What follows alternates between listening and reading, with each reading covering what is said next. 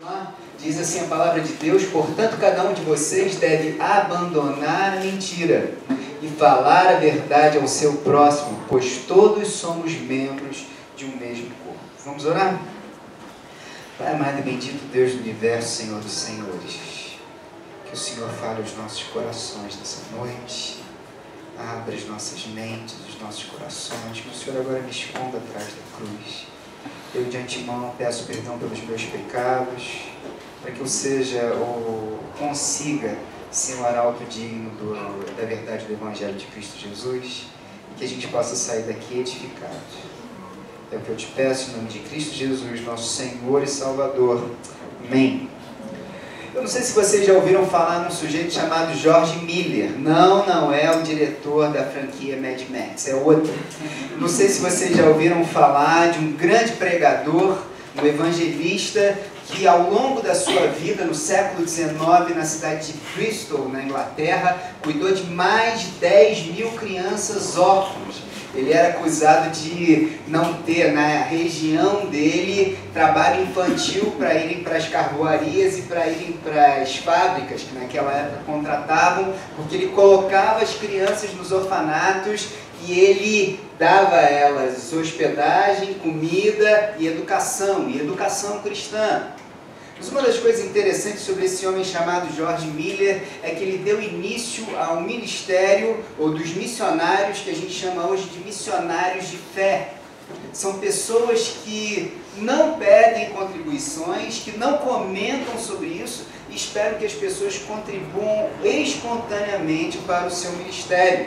Tem uma pessoa que vem aqui na nossa igreja de vez em quando, que vocês conhecem, que é o Zic. É um missionário que não pede, jamais pede qualquer tipo de oferta e espera que as pessoas contribuam espontaneamente. Se você quiser, depois eu passo o contato dele, eu também não vou ganhar uma porcentagem nisso. E ele faz assim. Mas uma coisa interessante sobre esse homem chamado George Miller é que ele tinha 4 orfanatos. Numa época ele cuidava de 3 mil crianças ao mesmo tempo e ele vivia pela fé. Uma história interessante que ele contou no dia 12 de fevereiro de 1842, no seu diário ele registrou o seguinte: o irmão em Cristo me procurou esta manhã e após alguns minutos de conversa me deu 2.000 libras para as despesas do novo orfanato. Só para vocês entenderem, foram 4 orfanatos ao mesmo tempo na cidade de Bristol. E aí ele diz: agora poderemos custear todas as despesas. Na pior das hipóteses, ainda teremos algumas centenas de libras a mais do que precisamos. O Senhor não só nos dá absolutamente tudo quanto precisamos para a sua obra, mas dá abundantemente. Essa bênção encheu meu coração de alegria inexplicável, porque eu recebi a resposta pelas milhares de orações que eu fiz nos últimos 1195 dias. Em outras palavras, era um homem que confiava na palavra de Deus e naquilo que o nosso Senhor Jesus disse desde o início, que a gente não deve se preocupar por coisa alguma, sobre o que devemos comer, o que devemos beber, ou o que vamos vestir, pois são os pagãos que correm atrás dessas coisas. Mas o nosso Pai Celestial sabe que vocês precisam delas. Portanto, busquem primeiro o reino de Deus e a sua justiça, e todas essas coisas serão acrescentadas a vocês. Há uma história interessante sobre esse homem chamado George Miller, é que ele estava no seu orfanato, ele sentou todas as crianças à mesa e elas deviam receber o café da manhã naquele dia. E a história linda é que não tinha café da manhã. E eles agradeceram pelo alimento que eles não tinham. Acabaram de orar e bateu o padeiro, isso foi registrado no diário dele. Bateu o padeiro e disse assim: escuta, eu estava passando por aqui. Eu tenho aqui vários pães e eu gostaria de saber se o orfanato gostaria de receber essa oferta. Sim, nós gostaríamos de receber essa oferta. Deus providenciou o pão, está faltando leite. Bateu o leiteiro. É o seguinte, eu estava passando aqui em frente, eu estava vindo com a minha carroça e quebrou a roda. E agora a gente acabou de descobrir que não vamos conseguir chegar a tempo até a cidade e o leite está aqui e vai estragar. E a gente gostaria de saber se vocês aqui do orfanato gostariam de receber essa oferta. Sim, nós gostaríamos de receber essa oferta.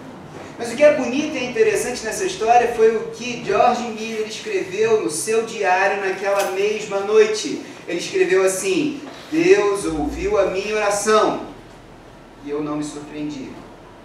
O que é interessante sobre esse homem chamado George Miller, e que eu queria que você entendesse, é que George Miller não quis dizer assim, fui eu que orei e Deus teve que me responder. Não é isso. O que é porque eu orei e Deus me responde. Não é nada disso. Aliás, ao contrário. Um homem que realmente tem a sua confiança em Deus, ele dizia, porque esse é o Deus que eu sirvo, esse Deus responde às nossas orações, pois eu tenho experimentado de Deus, conhecido de Deus, e esse Deus eu tenho comprovado que ele responde às nossas orações. Aliás, como diz Números 23:19, Deus não é homem para que minta, nem filho do homem para que se arrependa.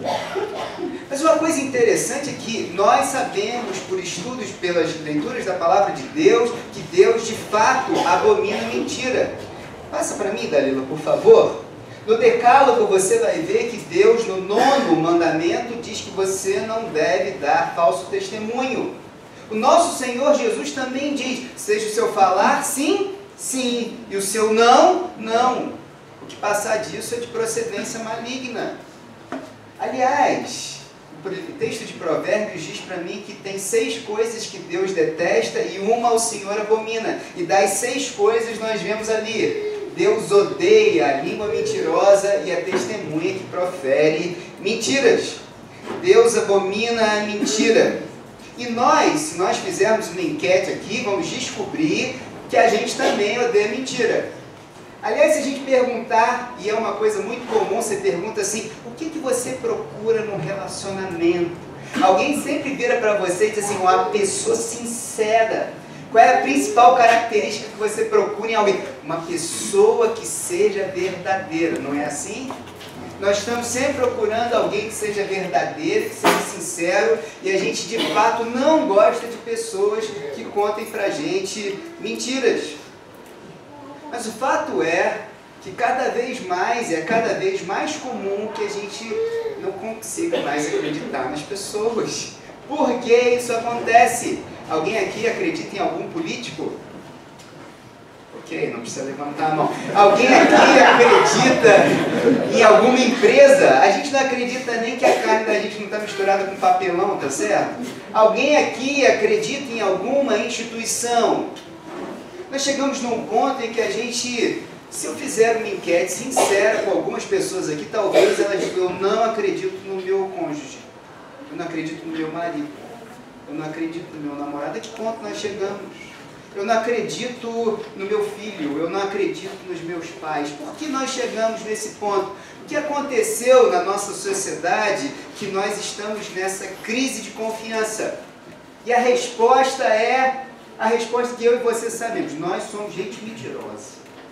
E a Bíblia diz isso.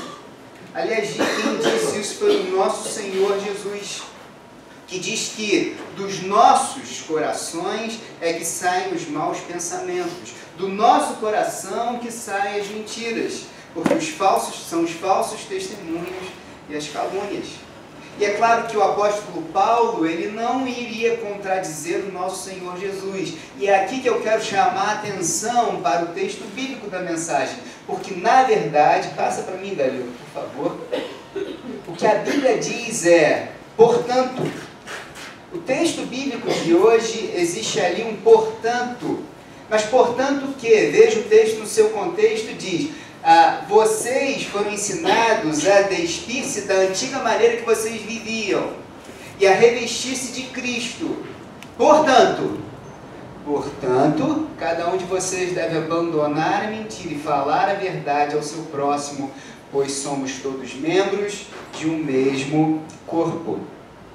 Pois é, porque nós somos nova criatura em Cristo, somos convidados a viver uma nova vida, a despir-se do velho homem e a mudar a nossa maneira de viver. Veja, quem eu sou define o que eu faço.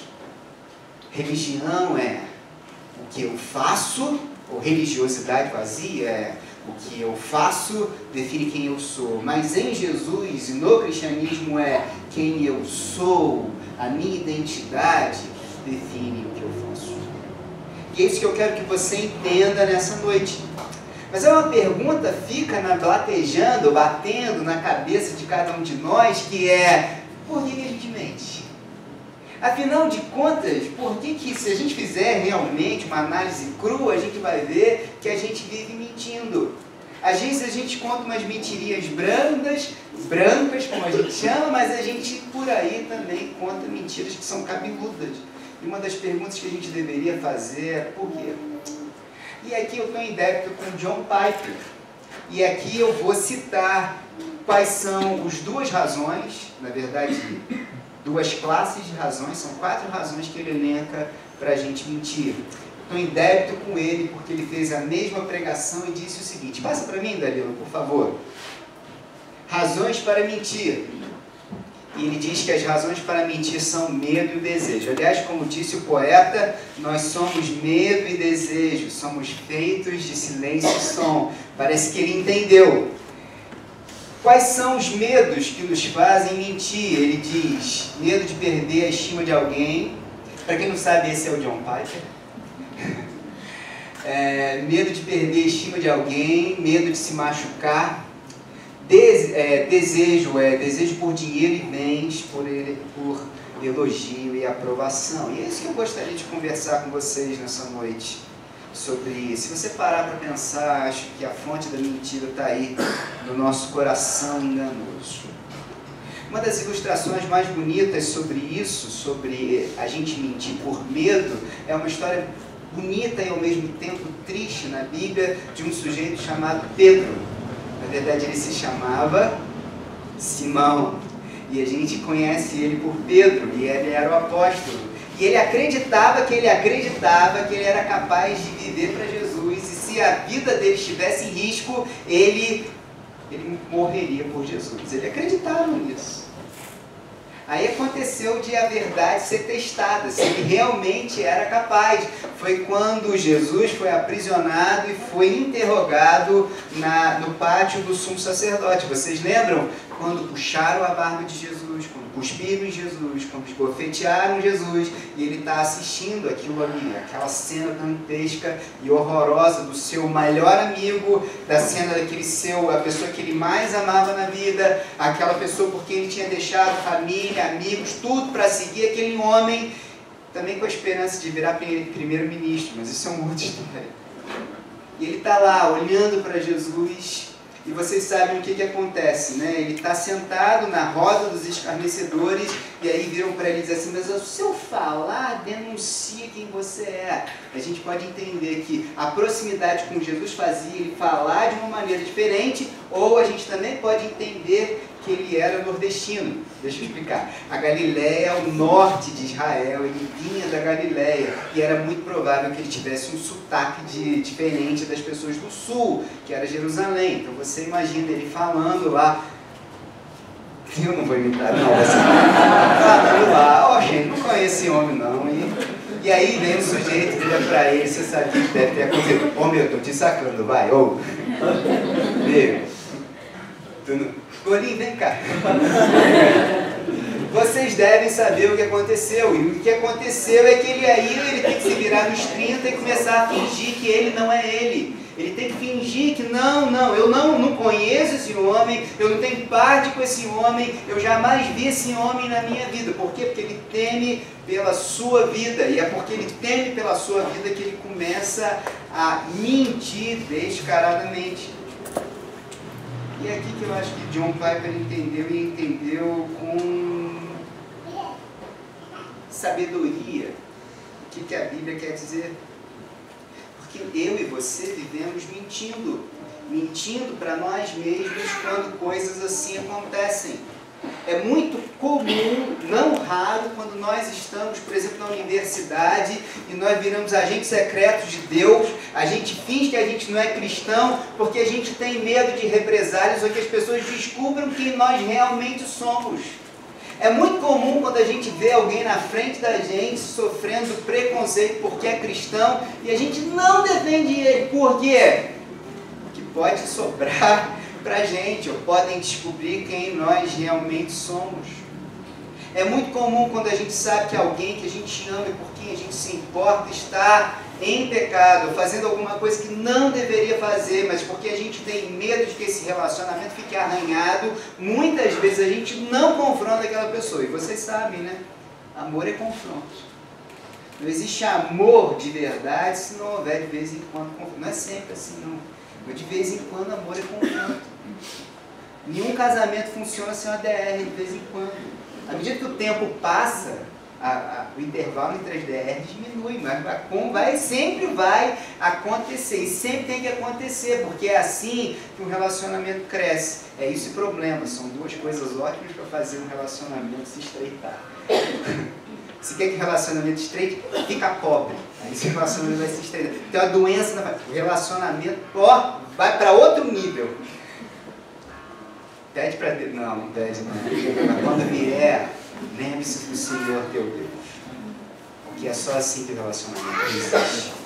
Então, isso acontece, né? E acontece o tempo todo. A gente tem medo do que pode acontecer com a gente tem medo de não receber a estima e o elogio que a gente gostaria de sentir, então a gente fica na nossa. Uma história também muito conhecida na Bíblia que vocês devem estar acostumados é a história de Ananias e Safira, não é? Existe uma história de um sujeito chamado José das Consolações, o Barnabé, que vende um terreno e coloca aos pés dos apóstolos, não é isso? Ninguém pediu e ele espontaneamente colocou, por quê? Porque ele foi confrontado pelo Evangelho de Cristo Jesus. E ele conheceu um homem chamado Jesus, que também era Deus, que Jesus abriu mão de tudo, ele vai e faz exatamente a mesma coisa que Jesus. Ele está disposto a abrir mão de tudo pelos seus irmãos, pela igreja. Aí os apóstolos elogiam aquele homem. E o que Ananias e Safira, que faziam parte da igreja, resolvem fazer? Eu vou comprar esse negócio aí, desse prestígio, também quero comprar esse prestígio. E eles vão, vendem o seu terreno, mas eles têm, não só eles têm desejo de reconhecimento, mas eles têm desejo também, amor aos bens materiais. E como vocês sabem, o amor ao dinheiro é a raiz de todos os males, como diz o nosso Senhor Jesus. Então o que eles fazem? Eles colocam só uma parte do dinheiro. E como vocês sabem, está escrito na Bíblia muito bem, quando o apóstolo Pedro confronta aqueles homens, aquele casal, diz assim, por quê? Era de vocês, ninguém pediu para vender, e vocês podiam ter ficado com o dinheiro, não teria problema algum.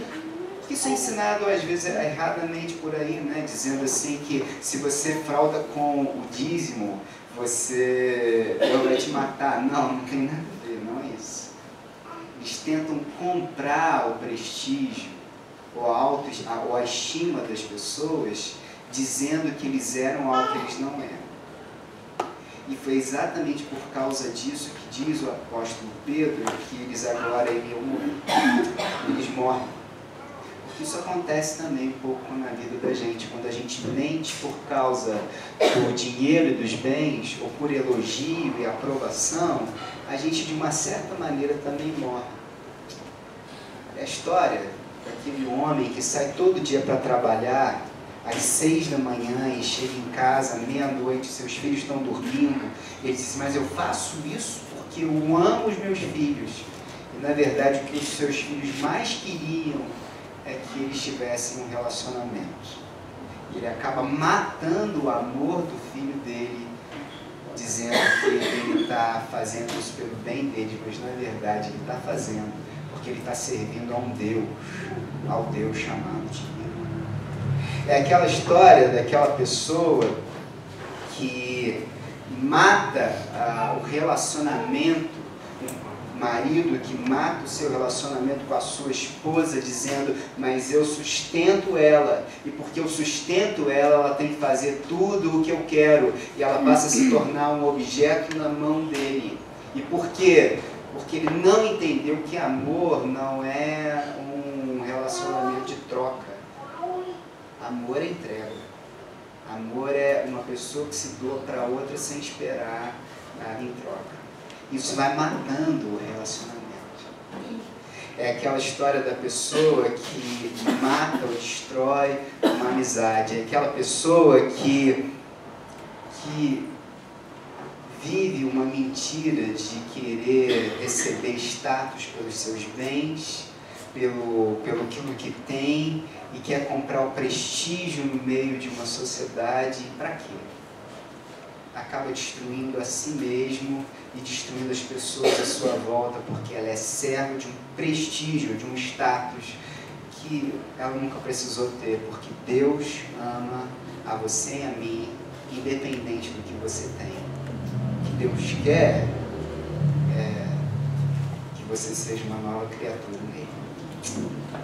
O que eu quero terminar nessa noite, e quero que você entenda, é que existe uma mentira que talvez seja a pior mentira que nós podemos viver. Aliás, essa mentira é tão nefasta e tão horrorosa que o diabo quer que você acredite nela. É a famosa mentira de mentir para si mesmo. Porque existe uma mentira que o diabo vive contando para mim e para você, e que ele quase sempre consegue fazer a gente acreditar. É aquela mentira que ele vira para mim e para você e diz assim, você nunca vai conseguir se livrar desse vício da pornografia. É aquela que ele vira para mim e para você e diz assim, você nunca vai conseguir ter um namoro de verdade em santidade. É impossível, porque essas coisas não existem mais. E você acaba acreditando nessa lorota. É aquela história que o diabo conta para você que você nunca vai conseguir perdoar aquela pessoa. Por quê? Porque ela merece que você curta esse rancor que você tem por ela. É aquela história que o diabo nunca vai deixar você amar alguém sem reservas. E a gente acaba acreditando nessas histórias de que é impossível manter a sua santidade, ou cultivar a sua santidade, que é impossível realmente viver o cristianismo de fato, que é impossível a gente ser cristão com C maiúsculo. E a gente acaba entrando nessa região cinza de que as circunstâncias definem as nossas ações. Aí a gente cita aquela história, mas talvez mentir para si mesmo em algumas circunstâncias, ou não acreditar em tudo que a Bíblia diz, ou talvez isso aqui tenha sido assim naquela época, mas hoje não se aplica mais, talvez. E a gente acaba acreditando nessas mentiras. Você conhece a história de Raabe, né? Ela hospedou na sua casa 2 espias da parte de Israel. Quem eram mesmo? Isso. E aí ela hospedou aqueles 2 homens, e vocês sabem a história, quando foram descobertos, foram dedurados, e quando lá em Jericó, e quando a tropa vai atrás daqueles 2 espias, ela os esconde e mente dizendo que eles tinham acabado de sair. E aí a gente olha para esse texto e diz assim, então dependendo da situação, até que Deus pode abençoar ou aceitar a mentira, né? Ou então, como o caso daquelas parteiras do Egito, né? Quando houve a matança, né? E elas mentiram dizendo que as filisteias, elas eram tão fortes que não precisavam de parteira e tal. E a gente acaba usando de racionalizações para justificar a nossa mentira. É aquele caso de um homem que chega aqui, ou por exemplo, uma pessoa chega aqui, pode ser, por exemplo, alguém que eu nunca vi na vida, se esconde no armário se tranca lá e depois vem um sujeito armado aqui, bandidão, atirando para tudo quanto é lado, bota a arma na sua cabeça, na sua e tal, e diz assim, cadê o cara? Diz para mim que eu quero matar esse sujeito. Aí a gente vira e diz assim, e eu faria isso. Ele foi por ali, eu mentiria, mas eu sou eu. Aí você pergunta assim, e Jesus mentiria?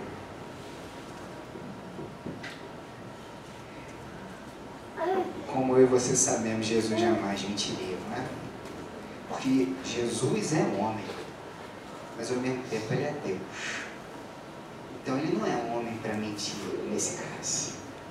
Ele não pode contrariar a sua natureza divina. E aí ele bota a arma na cabeça de Jesus e diz assim, onde ele está? Se você não contar a verdade, eu vou te matar. O que será que Jesus faria? Jesus diria, pode matar. Porque eu amo esse homem que está escondido aqui. E entre ele morrer e eu morrer, prefiro que eu morra. A coisa que eu e você precisamos entender sobre Jesus é que Jesus está disposto a morrer por você.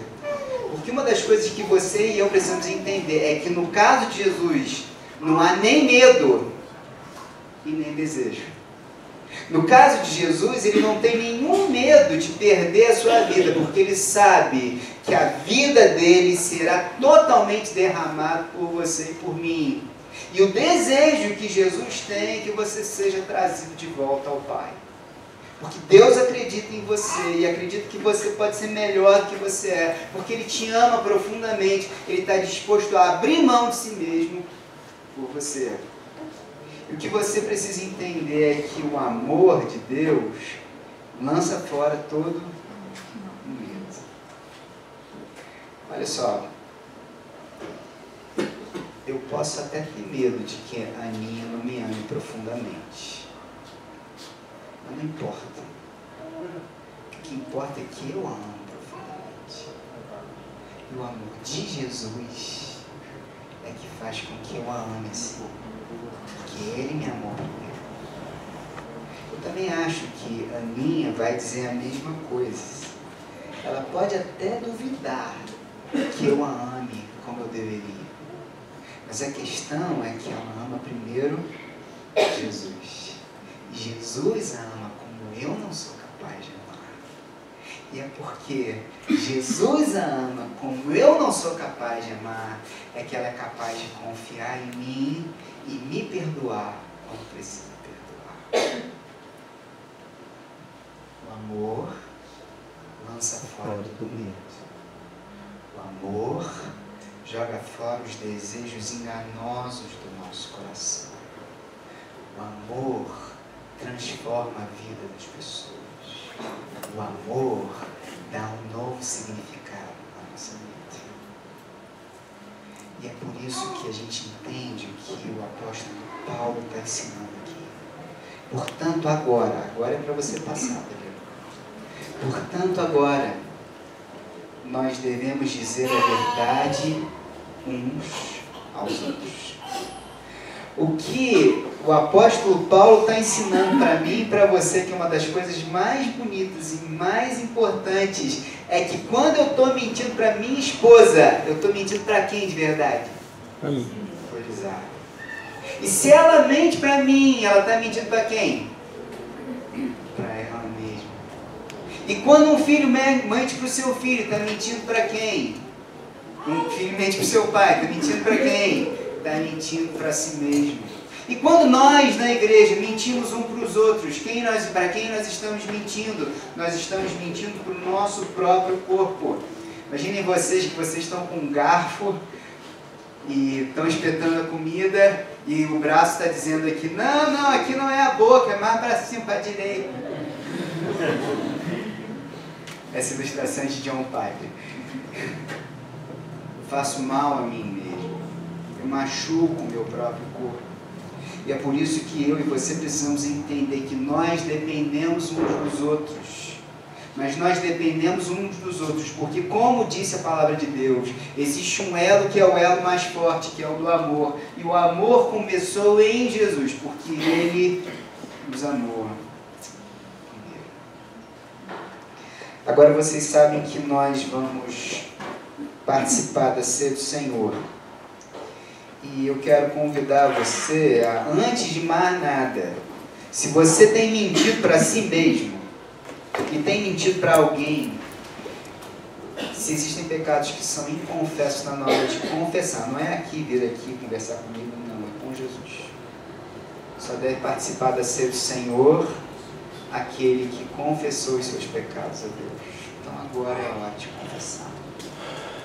Agora é a hora de nós entendermos que Jesus morreu na cruz pelos nossos pecados e que nós entendemos que em Jesus podemos viver uma vida de santidade. É a hora de nós, de fato, vivermos o Evangelho de Cristo Jesus. Eu convido a todo aquele que já aceitou Jesus como seu Salvador e tem a disposição de viver em santidade, que use esse momento para confessar os seus pecados a Deus e dizer: Senhor Jesus, eu quero mudar, eu quero desfazer coisas erradas que eu tenho feito, eu quero viver para a tua honra e glória, eu quero participar da ceia dignamente. Vamos fazer isso?